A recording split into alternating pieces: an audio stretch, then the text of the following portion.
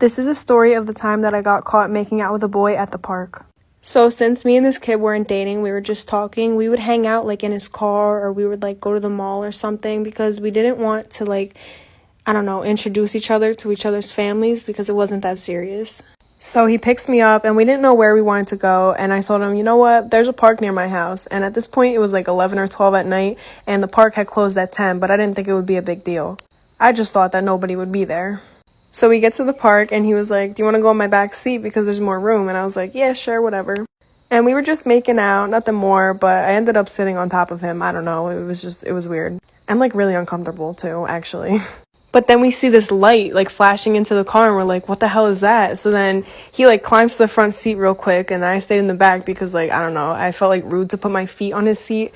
And he pulls down the window and it was a cop. And the cop was like, what's going on here, kids? What are you guys doing in here so late? This is getting caught making out with a boy part 2.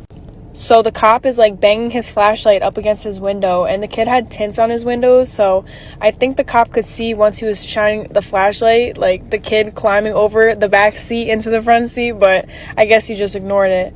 So the cop is like, all right, what's going on here? Why are you guys here so late? Like, the park is closed. You guys shouldn't be here.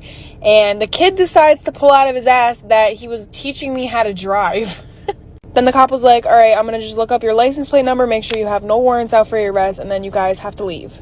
And we were like, okay, whatever. We were waiting there. We were like giggling, whatever. And the cop comes up to the window and he goes, oh, so is this the same girl that you brought over in? And then he like brought up another town that I've never heard of. And I was like, bitch, what?